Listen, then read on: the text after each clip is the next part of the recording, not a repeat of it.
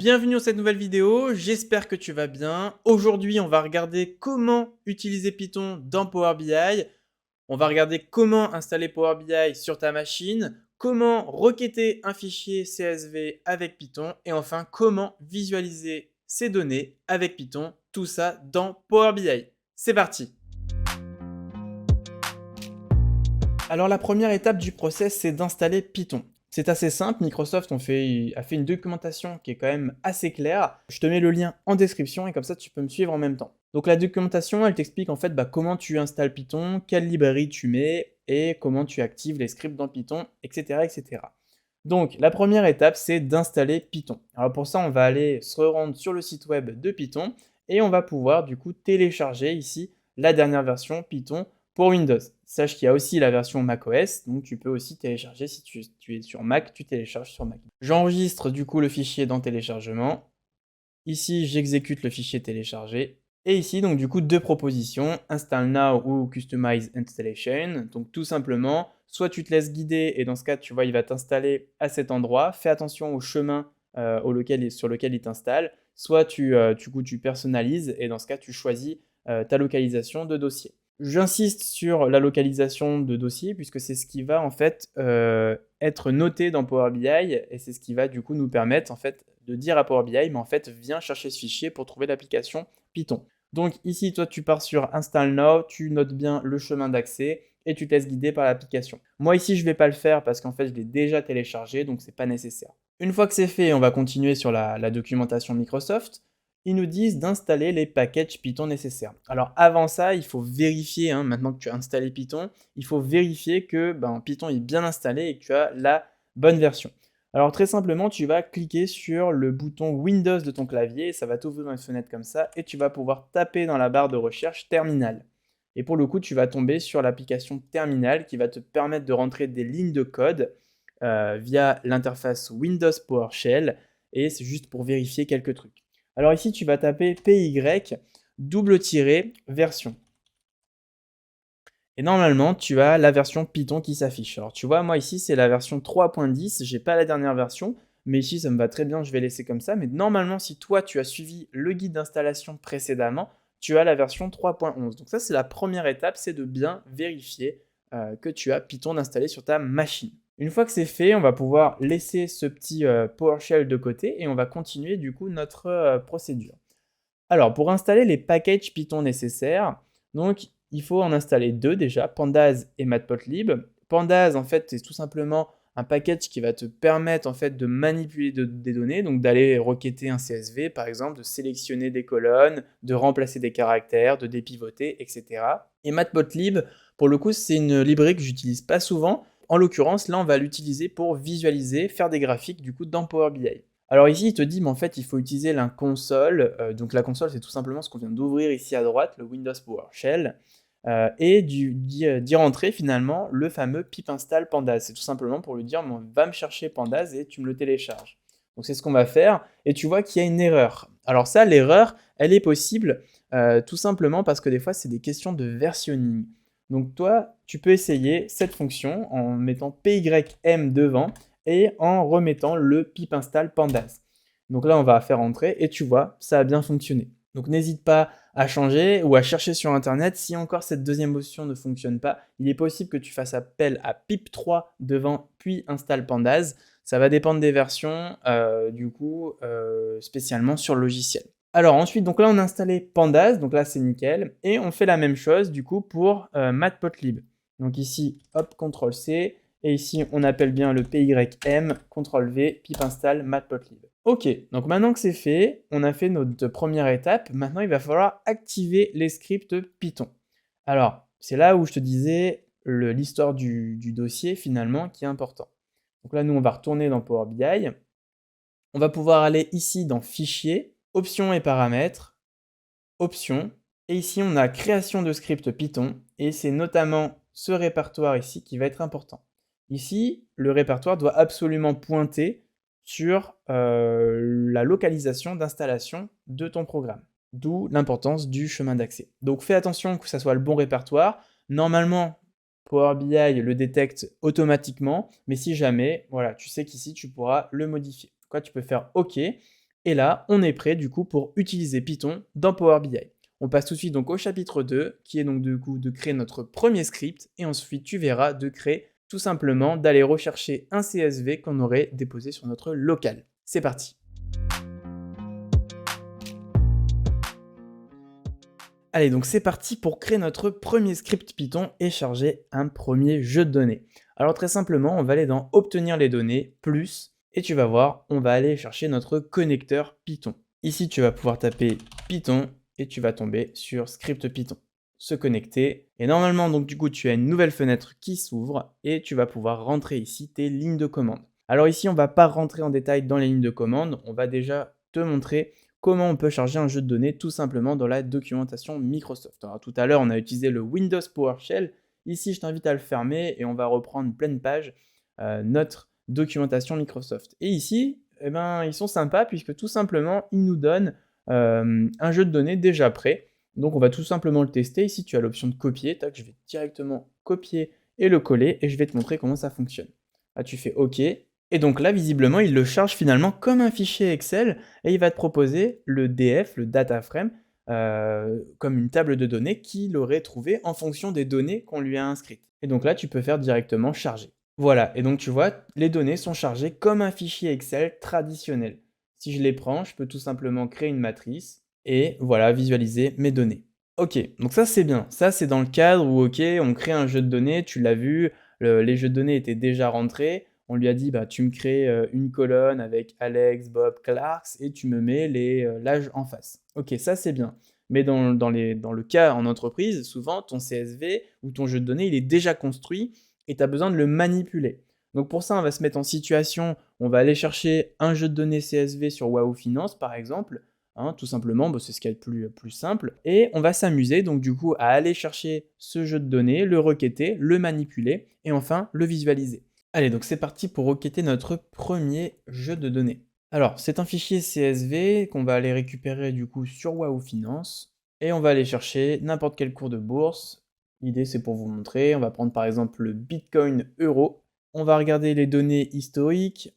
On va prendre par exemple 5 ans, cours historique, ok, fréquence quotidienne. Ici, n'oubliez pas de faire appliquer. Et une fois que c'est appliqué, ici, vous faites télécharger. Vous pouvez l'enregistrer, moi je vais l'enregistrer dans téléchargement, vérifiez bien qu'il est bien en CSV, separate values, et enregistrer. On va l'ouvrir pour montrer, regarder un peu à quoi il ressemble. Et il ressemble tout ce qu'il y a de plus classique, un fichier CSV avec une séparation en virgule, et on a les colonnes date, open, height, low, close, adjust close et volume. Ok, donc là on va pouvoir fermer, ne pas enregistrer, et on va retourner dans Power BI. Et on va maintenant écrire notre premier script Python. Donc c'est là où il va falloir s'accrocher, parce que là, ça va être sympa. Donc on va faire obtenir les données, ça vous le savez. On va aller chercher le connecteur Python, script Python, se connecter, et là on a notre fenêtre qui va nous intéresser. Cette fois, on va découper un peu le code. Tout à l'heure, on avait collé voilà, une partie de code et je ne vous avais pas forcément expliqué étape par étape. Là, je vais vous expliquer. Donc, la dernière fois, ça commençait par import pandas as PD. Je ne sais pas si vous vous souvenez. Donc, pandas, c'est la librairie qui va nous permettre d'aller requêter des fichiers et de les modifier. Et en fait, on lui dit, à chaque fois, il faut lui déclarer quelle librairie on a envie d'utiliser. Ici, donc, on a bien envie d'utiliser pandas. Et on lui dit pandas as PD, tout simplement pour faire une contraction de pandas. On lui dit as PD. Donc ça, c'est des choses qui sont communs. Et ensuite, on va lui dire tout simplement, mon fichier il se trouve où? Donc on va lui créer sa première variable en lui disant par exemple data égale, et là on va lui indiquer finalement le chemin d'accès pour aller au fichier sur mon local. Alors moi, il était en téléchargement, mais je ne le connais pas par cœur. Donc je vais tout simplement aller dans téléchargement. Ici, je me mets dessus, je fais clic droit, propriété, et ici dans l'onglet sécurité, on a la possibilité de prendre tout le chemin d'accès. Une fois que ça c'est fait, je vais retourner dans Power BI et je colle mon chemin d'accès. Maintenant, on va lui dire, on est obligé de lui insérer la fonction pour lire ce CSV, parce que là on a juste déclaré la variable. Pour lire un CSV, premièrement, il faut déclarer dans quel conteneur, entre guillemets, on va le mettre. Donc, premièrement, on lui déclare un DF, c'est un data frame. On lui dit, ok, DF égale. C'est globalement data frame pour table de données. Et on va lui dire DF égale PD, donc on lui rappelle qu'on utilise la librairie pandas, et point. Et là, on lui insère la fonction readCSV. Donc c'est comme un connecteur en fait dans Power BI. ReadCSV, c'est une fonction à l'intérieur de Pandas qui va vous permettre de lire un CSV. Alors je vous mets la documentation bien sûr dans la description. Vous allez voir, il y a plein de caractéristiques possibles. On peut lui dire, mais en fait, mon CSV, il a un séparateur avec virgule, avec point-virgule. Les décimales sont en point, en virgule. Bref, on peut lui insérer plein de caractéristiques, même le nom des colonnes, etc., pour finalement l'aider à lire ce CSV. Alors ici, on lui dit tout simplement, tu lis data. Et on finit par print df, c'est-à-dire qu'en fait, tu viens m'afficher, tu viens m'imprimer finalement le data frame. Donc là, on va faire OK, et on va voir ce qui va se passer. Et là, il me dit qu'il y a une erreur. Il me dit Unicode Scape. Donc là, visiblement, c'est un problème de codec, d'encoding, tout simplement parce qu'on n'a pas les mêmes, on a la même, je veux dire, la même façon d'écrire les choses. Donc ici, on a vu que le chemin d'accès, ici, il était en anti-slash. Donc ça, globalement, c'est quelque chose qui n'est pas forcément utilisé dans Power BI. Donc si vous, il est déjà en slash, c'est parfait. Par contre, s'il est en anti-slash comme moi, je vous invite à finalement le transformer en slash. Voilà, on va faire OK. Donc là, comme tout à l'heure, hein, finalement, il nous propose une table de données comme un fichier Excel traditionnel. Donc là, on va faire charger. On va regarder ce qu'il nous propose. Donc là, c'est parfait. Visiblement, il a fait une détection automatique de la séparation et il nous a déjà séparé les colonnes. Donc ça, c'est super. Mais sachez que des fois, ça ne peut ne pas arriver. Et surtout sur du Python traditionnel, si vous lui dites rien, lui, il va pas faire une détection automatique. Là, en l'occurrence, c'est Power BI qui détecte automatiquement. Donc ici, pour modifier la requête, on va pouvoir ici faire modifier la requête et visualiser du coup nos données, mais surtout, on va pouvoir remodifier et continuer notre transformation. Alors ici, on est content, il a fait la séparation. Sauf que moi, je vais quand même vous expliquer comment on fait pour finalement faire une séparation si jamais vous devez runner votre script en local, sans Power BI. Alors pour le coup, comme je vous ai dit, dans read CSV, il y a des caractéristiques. Et en fait, vous pouvez insérer la fonction sep qui vous indique finalement quel est le séparateur de mon fichier. Donc ici, hop, entre guillemets, virgule, et ça vous indique la séparation. Là, on va pouvoir faire OK, et normalement, il n'y a pas de souci, tout fonctionne. Maintenant, on va passer donc à une étape de nettoyage. On va lui dire dans un premier temps, mais en fait, je ne veux que des colonnes spécifiques. Donc là, je vais vous montrer comment on va pouvoir sélectionner des colonnes spécifiques. Alors, on veut par exemple sélectionner uniquement la colonne date et la colonne close, par exemple. Donc pour ça, ici, on retourne à la source et ici, on a la petite roue T qui nous permet de modifier du coup notre script Python. Donc ici, on va pouvoir lui insérer un commentaire en appelant un dièse. Alors, tout ce que vous allez mettre sur la ligne dièse, ça ne sera pas lu par le script Python en tant que fonction, mais ça sera bien un commentaire qui sera du coup destiné à l'utilisateur qui du coup lira le script. Donc ici, on va lui dire, la première chose à faire, c'est c'est du nettoyage. Donc on lui précise nettoyage, sélection, colonne, par exemple. Voilà, c'est comme vos étapes finalement dans Power Query, vous savez, vous pouvez renommer vos étapes. Et bien là, de même manière, vous pouvez mettre un dièse et expliquer ce que vous allez faire. Et donc ici, on va lui dire quelle colonne tu veux sélectionner. Alors déjà, on va lui dire, ok, moi, mes colonnes que je veux sélectionner, elles sont égales à entre crochets. Et là, on va du coup mettre le nom de nos colonnes. Donc on veut par exemple le close et on veut notre date. Donc là, on lui a déclaré la variable et cette variable, on va l'appliquer. Et donc pour l'appliquer, il va falloir lui dire, mais en fait, le data frame, il est égal à ce même data frame, mais filtré de la variable colonne. Donc on l'écrit comme ça, df égale df, entre crochets, colonne. Là, on fait OK, on va regarder ce qui se passe. Dans type modifié, ça ne fonctionne pas. Pourquoi? Il nous dit qu'en fait, il n'a pas trouvé la colonne open. C'est normal, tout simplement parce qu'en fait, on vient de lui faire une sélection de colonnes. Donc lui, Power BI, comme il avait fait une détection de format automatique, forcément, on ne sait plus. Ici, on a bien nos deux colonnes, close et date. Vous avez vu, je viens juste de supprimer l'étape, de modifier les formats qui, du coup, servira pas pour le moment. On va passer donc à une autre étape, qui est cette fois de nettoyer encore un peu, et finalement de prendre notre colonne close et de transformer le point en virgule. On va tout simplement retourner dans notre script. Et cette fois, donc on est toujours dans une étape de nettoyage. Donc là, moi, je vais toujours lui dire nettoyage. Tirer du milieu. Et cette fois, on va lui dire, je sais pas, remplacer point par virgule. Donc là, on va lui dire tout simplement df sur la colonne close uniquement. Tu me dis Toujours, j'agis uniquement sur ma colonne close. Donc df close égale df close. Point str pour lui indiquer que la colonne est en string, donc est en texte. Point replace. Et donc en fait c'est une fonction qui va permettre de remplacer par exemple un caractère par un autre. Donc on remplace le point virgule par la virgule. Voilà, tout simplement. Et on lui print le df. Et donc là ça ne fonctionne pas. Pourquoi? Il nous dit did you mean std? Donc visiblement, il a un problème avec le point str. Can you use str accessor? Non. Ok, bon, pardonnez-moi pour cet accent anglais éclaté, mais on va regarder du coup quel est le problème. On a ici le str qui nous gêne, donc on va essayer sans. Si je l'enlève, je mets point replace, ça fonctionne, visiblement il le lit, mais vous avez vu le point, il n'est pas encore transformé. Alors là, clairement, on rentre dans le fait qu'en fait, lui, il n'arrive pas à savoir la colonne, finalement, en fait, si elle est en string, si elle est en float ou quoi que ce soit. Alors string c'est texte, float c'est nombre décimal. Vous allez voir au fur et à mesure, on va découvrir ces termes-là. Bien qu'en fait ici, vous avez vu, il y a ABC, c'est censé être du texte. Oui, c'est du texte dans Power BI, mais bien en amont, lui, il ne sait pas en fait quel type de colonne c'est.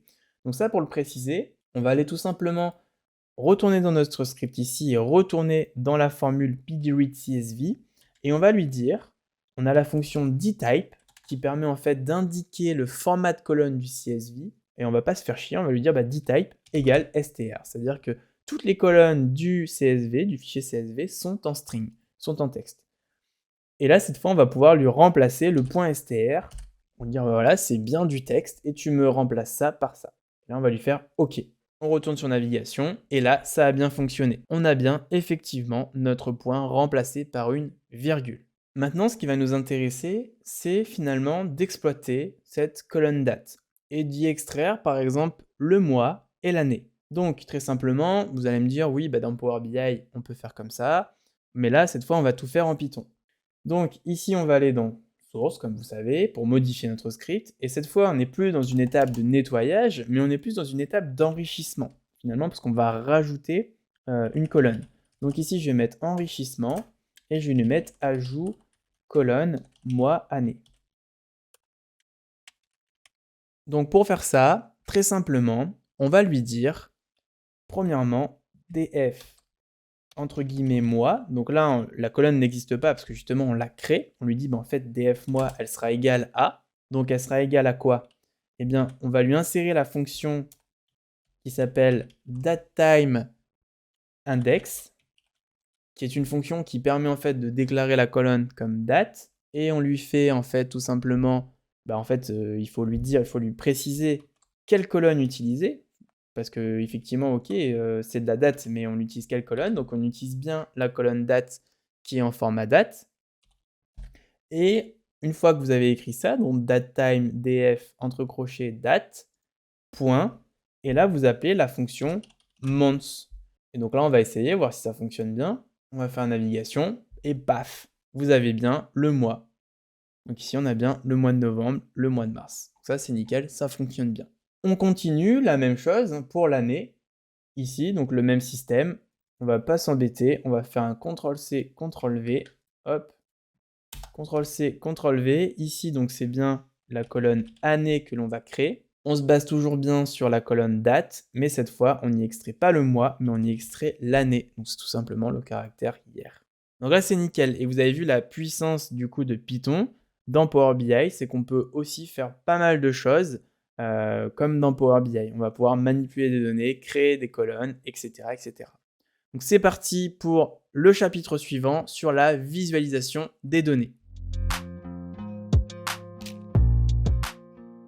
Donc une fois que vous avez fini avec votre jeu de données, vous pouvez ici faire fermer et appliquer pour du coup actualiser le jeu de données dans l'interface. Une fois que le jeu de données est actualisé, c'est bon. Donc ici, vous avez dans l'onglet visualisation ici, vous avez PY. PY qui vous permet finalement de créer des visuels Python. Ici, vous avez donc une fenêtre qui s'ouvre et normalement, si c'est la première fois que vous le faites, vous avez un pop-up avec marqué activer les scripts. Pensez à activer les scripts. Et ici, on a la possibilité donc de glisser des champs dans la zone valeur.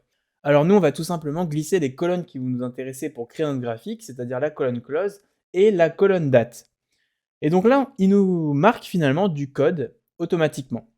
Donc ici, qu'est-ce qu'il nous dit? Il nous dit dataset égale pandas dataframe, entre parenthèses, close, année, etc. En tout simplement, lui, il va déclarer un nouveau jeu de données qu'il va nommer dataset en lui disant dans ce jeu de données, tu me mets la colonne close et finalement toute la hiérarchie de date. Ensuite, on a la quatrième ligne qui est dataset égale dataset.dropDuplicate. Alors, qu'est-ce que ça veut dire? Ça veut dire que toutes les lignes en doublon sont supprimées. Ensuite, il nous dit coller ou taper votre code de script ici. Ok, très bien. Donc ça, nous, c'est ce qui nous intéresse. Alors, tout à l'heure, on avait donc, vous vous souvenez, quand on démarre un code, on est obligé d'importer la librairie utilisée. Donc ici, tout à l'heure, on avait finalement importé Pandas à Speedy, et là, pour le coup, on va avoir besoin d'importer Matplotlib, puisque c'est cette librairie qui nous permettra de créer les graphiques. Donc ici, on va faire import Matplotlib, et on va prendre une sous-librairie de Matplotlib qui s'appelle PyPlot. Donc on va lui faire .pyplot. Et tout ça, on va le contracter pour que ce soit plus simple à écrire, et on va dire PLT. Ensuite, on va lui dire dataset. Donc en fait, on va reprendre le jeu de données initial qui a été déclaré par Power BI. On va lui insérer la fonction plot qui permet en fait de créer un graphique sur ce dataset, donc dataset.plot. Et on va, entre parenthèses, lui rentrer toutes les caractéristiques nécessaires à la création de ce graphique. La première chose à faire, c'est de déclarer son genre. Donc c'est-à-dire, est-ce qu'on veut finalement un graphique à barre ou un graphique en ligne? Nous, en l'occurrence, on va prendre un graphique en ligne. Ensuite, on va lui déclarer l'axe des X. On va lui dire, l'axe des X, on veut par exemple que ça soit les mois. Donc on va lui dire mois. Ensuite, on va lui déclarer l'axe des Y. Y égale forcément la colonne close. Et on peut même lui déclarer sa couleur. C'est-à-dire qu'on va lui dire, en fait, la couleur, elle est égale à rouge, bleu, vert, d'une palette de couleurs en fait qui est déjà définie par du coup le système Python. Et ici, on va lui dire par exemple rouge. Une fois qu'on a donné les caractéristiques, forcément, il faut l'afficher ce graphique. Et bien pour l'afficher, on peut utiliser la fonction show. Donc ici, on va lui dire plt.show entre parenthèses. Et là, on va pouvoir exécuter notre script ici avec le bouton play. Ici, on va pouvoir réduire la fenêtre et on va pouvoir du coup agrandir notre graphique. Et voilà, donc là, vous avez un graphique qui a été créé donc de toutes pièces sur Power BI et du coup via Python. Alors, on va pouvoir aussi lui insérer un segment parce que pour le coup, ici, il visualise tous les mois de toutes les années. Donc, on va lui insérer un segment et on va lui glisser l'année. Comme ça, on va pouvoir faire un filtre et on va cliquer par exemple sur l'année 2021. Et vous avez vu, tac, automatiquement, ça s'est mis à jour. Alors comme tout à l'heure, on peut continuer de modifier ce script, tout simplement en cliquant dessus, vous avez la possibilité en bas ici d'avoir l'éditeur de script Python. Et tout simplement, quand on ouvre la fenêtre, on a cette possibilité du coup d'écrire le script. Donc ici, on va rajouter une petite ligne et je vais me déplacer parce que pour le coup, hop, vous allez peut-être pas voir. Donc je vais mettre juste au-dessus. Et on va donc ici rajouter une ligne pour insérer un graphique. Alors il y a plein de fonctionnalités possibles. N'hésitez pas à aller sur Google et taper matplotlib.pyplot par exemple et vous allez tomber sur la documentation et vous allez voir, on peut faire plein de trucs. Alors admettons qu'ici, on ait envie de rajouter un titre, et bien très simplement, on va lui ajouter plt.title. Et on va lui déclarer le titre entre guillemets. Et on va lui dire par exemple évolution du Bitcoin. Et on va run le script. Et voilà, et vous avez vu, le titre vient de s'afficher. Et donc c'est toujours aussi dynamique. Vous cliquez sur 2020, il va vous positionner sur 2020. Alors par contre, vous avez constaté la lenteur, c'est quand même assez long.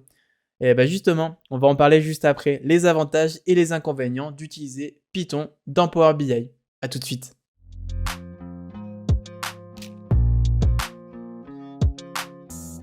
Quels sont les avantages et les inconvénients d'utiliser Python dans Power BI? Alors, la première chose à dire déjà dans les avantages, c'est que Python, c'est hyper puissant et c'est le langage numéro 1 utilisé dans la data science. Et ça, pour le coup, c'est indéniable. Il est hyper puissant et on peut faire des transformations assez complexes. En revanche, l'utiliser dans Power BI, vous l'avez vu, les graphiques sont assez lents déjà dans l'affichage. Ça, c'est le premier truc. Ensuite, on n'a pas d'assistant de complétion, c'est-à-dire que, alors, quand je dis complétion, c'est-à-dire que vous avez vu, quand on note du DAX dans Power BI, on a des petites infobules qui nous indiquent de quoi est constituée cette fonction. Vous avez vu, quand on a tapé read CSV dans Power BI, on n'a pas eu cet assistant de complétion. Et donc ça, finalement, on le retrouve uniquement dans des IDE. Les IDE, c'est tout simplement des interpréteurs. C'est ce qui va nous permettre d'écrire du code. On peut notamment noter un qui est assez connu, qui s'appelle PyCharm, et qui permet d'écrire notamment du Python dedans. Donc ça, pour le coup, on n'a pas d'assistant de complétion dans Power BI. On a non plus également les codes couleurs. Vous avez vu, vous vous rappelez, hein, si vous avez vu des films de hackers, il y a un écran noir avec plein de couleurs, du rouge, du vert, etc., du bleu. En l'occurrence, ici, on n'a aucune couleur. Et pour le coup, les codes couleurs sont hyper importants parce que ça va nous permettre assez rapidement, pour quelqu'un qui développe, de détecter si ce qu'il a déclaré comme une variable, est-ce que c'est du string, est-ce que c'est du float, hein, on a vu ces termes tout à l'heure. Donc ça, c'est hyper important d'avoir ces jeux de couleurs. Et enfin, Power Query, il est quand même plus accessible que Python, et de ce fait, Python est quand même moins accessible que Power Query. Donc, par exemple, si vous voulez transmettre votre travail à un collègue, il tombe devant Python, il n'y a pas beaucoup de chances qu'il arrive à le lire, alors que du Power Query, ça semble un peu plus accessible par le fait que finalement, ok, c'est des formules en arrière-plan, mais ça reste finalement d'appuyer sur des boutons. Donc voilà tout ce que je peux vous dire. Il y a plein d'autres limites, hein. Microsoft en ont parlé dans une documentation. Je vous mets le lien en description, n'hésitez pas à aller checker. Voilà, donc n'hésitez pas à me dire ce que vous en pensez en commentaire de Python dans Power BI. Voilà, cette vidéo est donc terminée, j'espère qu'elle t'a plu. N'hésite pas à liker la vidéo, à commenter, à me dire ce que tu penses de Python dans Power BI, ou même est-ce que tu voudrais avoir plus de contenu sur Python. On pourra peut-être coder cette fois, peut-être pas sur Power BI, mais dans un IDE spécial, par exemple PyCharm ou NAS, on verra bien, mais dis-moi en commentaire si tu aimerais d'autres vidéos sur Python par exemple. Et puis, si tu as appris quelque chose et que tu veux rester sur la chaîne, n'hésite pas à t'abonner pour pas louper la prochaine vidéo. Et on se dit donc à la semaine prochaine. Ciao!